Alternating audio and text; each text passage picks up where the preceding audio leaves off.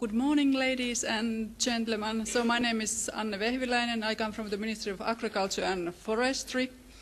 And thank you very much for this opportunity to be here today presenting the work Finland is doing for bioeconomy.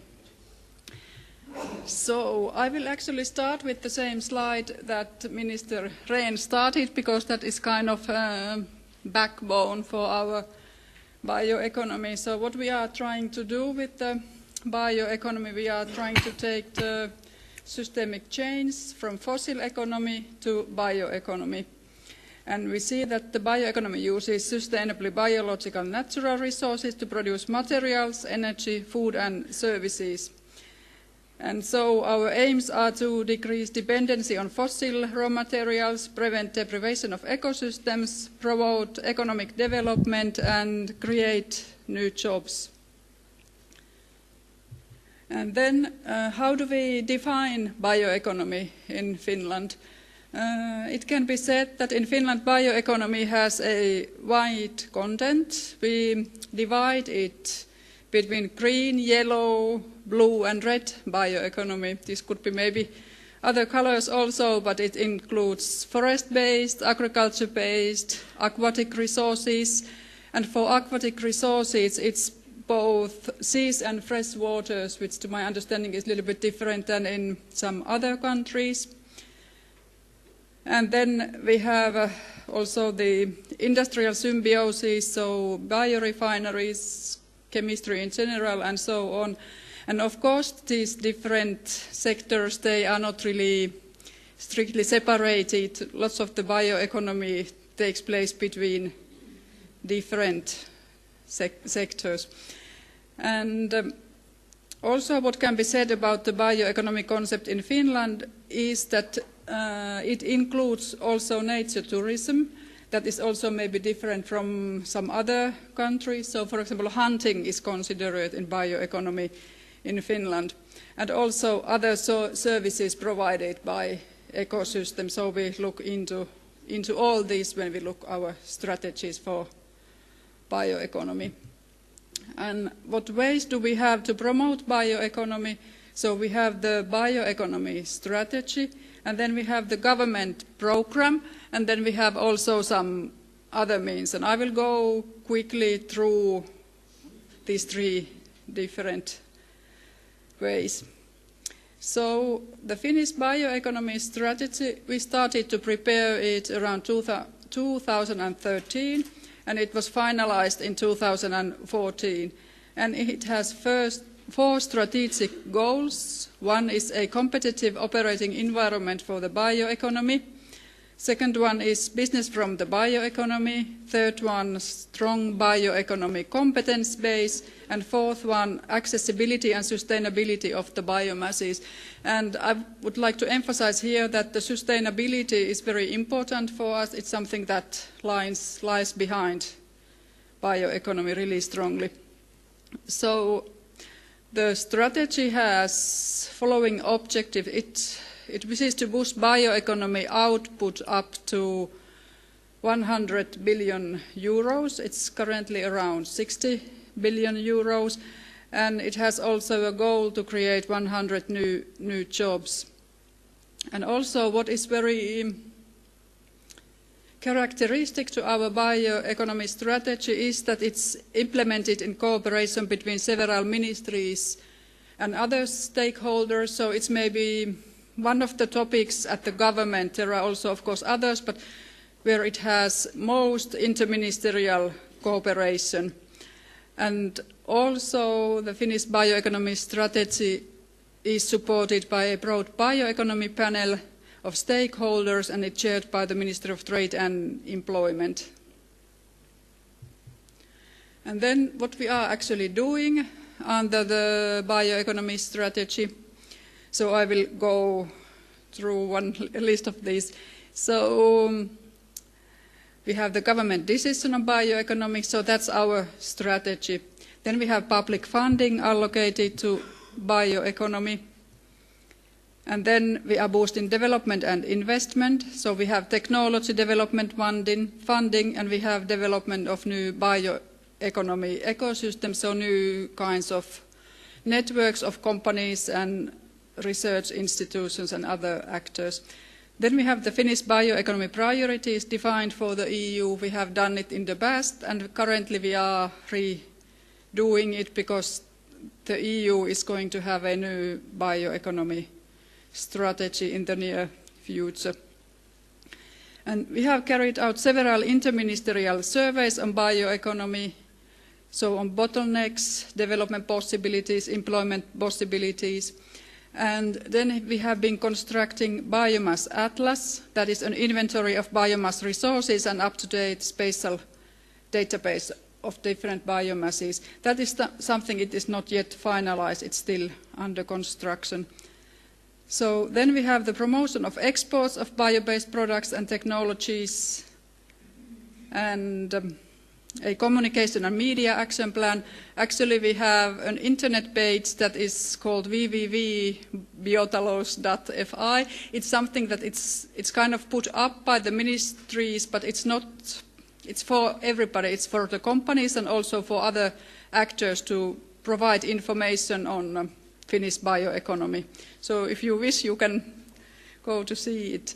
And then we have also tools for promotion and public discussion carried out.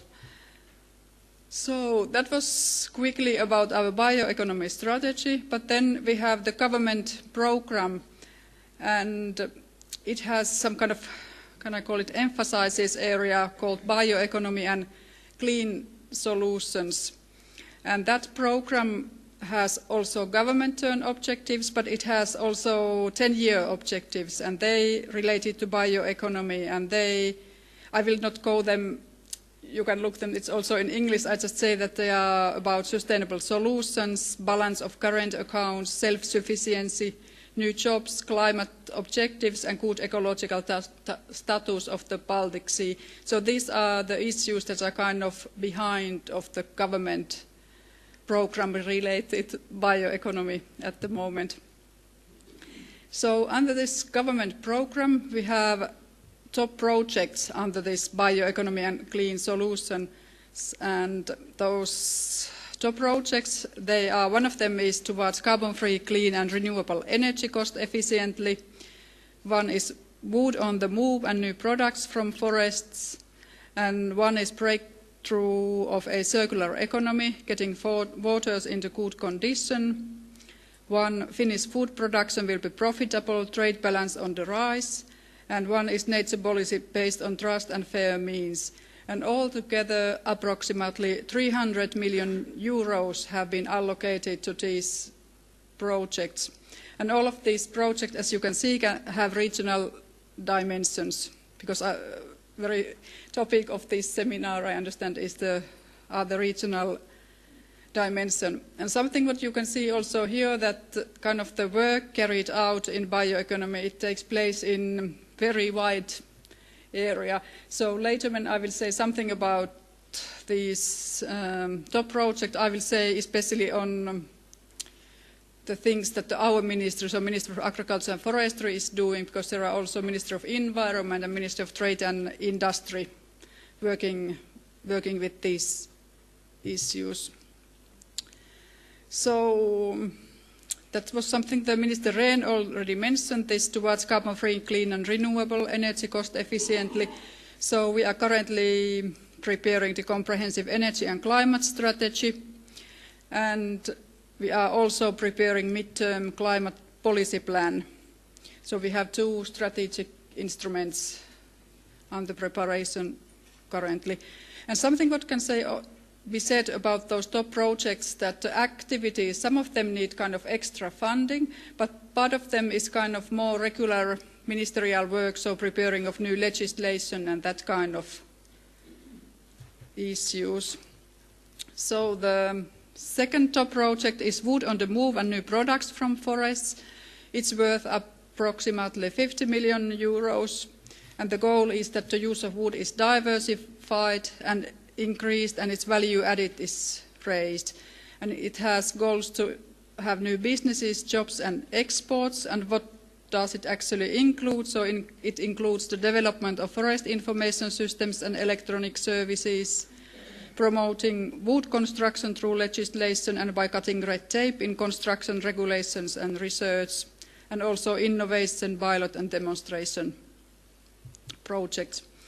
Then we have the second top project, which is breakthrough of a circular economy, getting waters into good condition. So its major goal is to promote good ecological status of the Baltic Sea and improving the utilization of nutrients in municipal wastewater and nutrient and energy self-sufficiency of agriculture. And it includes, for example, experimentation and research and development projects in nutrient recycling. And then we have the following top project, that is nature policy based on trust and fair means. It's worth 10 million euros. And its goals are that the level of nature protection will be secured, national and international recreation and nature tourism will be increased. So it includes, for example, restoration of migrating and threatened fish populations in pilot sites through implementation of the fish passage strategy. And then we have the Finnish food production related top projects. And also blue economy belongs to this top project. And its goals are that the profitability of agriculture is improved and the liquidity of farm is strengthened and the domestic use and export of fish and water resources is promoted. And this top project includes, for example, better conditions for food and knowledge exports, and enhanced cooperation and knowledge base in the food chain, and also preparation and implementation of a development plan for blue bioeconomy. And then I say a few extra words about blue bioeconomy. I know there will be a special session on that, and there are real experts in that area here also, but this blue economy, bioeconomy is quite important for us at the moment, and it's under the umbrella of National Bioeconomy Strategy. And we have currently the National Blue Economy Action Plan and the Finalization. Its goal is to enhance business based on sustainable use of aquatic resources and includes 4 major areas. One is know-how and technology, one is bioproducts, one is energy, nutrients and industrial symbiosis, and one is well-being and tourism. And then, of course, we take part in the Nordic Blue Economy Roadmap preparations, and then this blue bioeconomy, it has also funds allocated from the government program related to pilot projects and internationalization and exports. So that was actually about the bioeconomy strategy as such and about government program. Then a little bit about other means. So, and first one of them is related also the blue bioeconomy. So there is this national program of European Maritime and Fisheries Fund program, and its main focus currently is facilitating bioeconomy. So it funds following actions, so the investment, innovation development, environmental measures, investments, and its total value is 140 million euros. And then we have the Rural Development Program for Finland, and it also supports bioeconomy activities, for example, for farms, enterprises, development organizations, and other actors. So it supports, for example, promoting innovation. And it has local, regional, national, and transnational projects.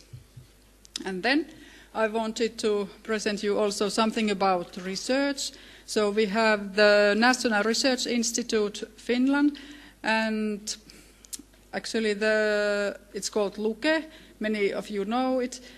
But LUKE's strategy supports bioeconomy, and it is kind of the very good that strategy that LUKE is located throughout Finland, as you can see from this map. So these orange dots are locations, so they are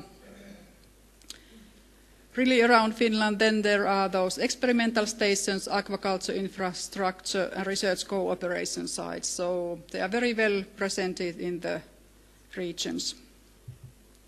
And then Just tiny bit about other means. So we have these tools for promotion and discussion. Something we carried out recently is this we call it ourselves Regional Bioeconomy Roadshow. It was organized together with VTT, that is kind of the National Technology Development Research Center, and regional developers, and its goal was to gather information from business regions about bioeconomy bottlenecks and development possibilities. And actually, this received very good feedback from the regions.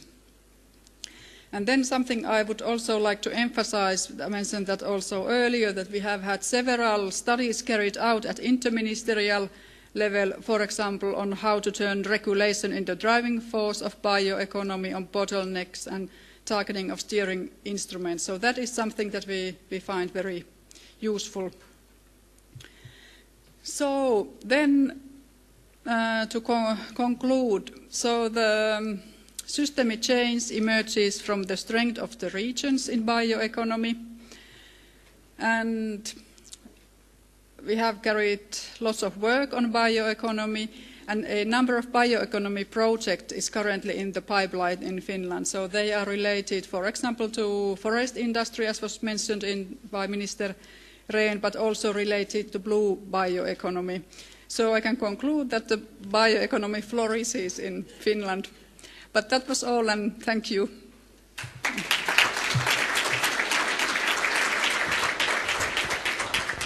Anna, please don't leave. Come back up. I'm not done with you. Okay. We're not done with you. Well, thank you so much for pointing this out. And it's so impressive to see the level of cooperation that you managed to achieve. How many were actually all the stakeholders are on board, and the 2014 program that you have that's really kicking off and really happening. But I want to ask you, and I want you to approach the microphone for it. What's been the key reasons for this success? If you have to point out a few, because we all want to copy on you and beat you to it also. I would say increased cooperation is one of the key, and everybody is looking in the same direction. So you really need a strategy that kind of directs what you will do. And so this was largely a Finnish cooperation, but here we have people from all the Nordic countries, and we got Dutch and German friends, and I know you don't want to tell all of your secrets, but when you look at cooperation within the Nordics, what do you see as room for improvement there? Cooperation of Nordics. I really see that also because many of the bioeconomy issues are regional, and I'm not talking, we have regional issues in Finland, but we have regional issues, for example, in Northern Europe, kind of the... So there just has to be work together and look where are the commonalities and where can we work together. For example, in forestry, you can work with the Swedes. Yeah. And I want to ask you also, Anna, because this is a rosy picture that you're painting, and you're really moving forward. You promised and you are starting to deliver. But what are the main obstacles and hindrances for the work that you want to do within bioeconomy? I think one issue we must look at the consumer and value chains. That's something we need to look carefully. I was sort of expecting you to also mention the great European Union that's sometimes putting stumbling blocks in front of us. How are you dealing with that? Stumbling blocks of... Well, right now I would love to discuss more over lunch with you and others, the European Renewable Energy Directive that's coming up again, and the agriculture and forestry policies, many of them that I find to be hindering the work that we want to do. I think the key word here is that there must be a coherence between the different EU policies. So, for example, climate policy related to forestry and bioeconomy strategy, so they must be kind of coherent, and so that the other ones should not hinder. Take note, EU, if you're listening, and I know you are, because I expect you to be following this on the live webcast that we're doing. Thank you so much, Anna, again.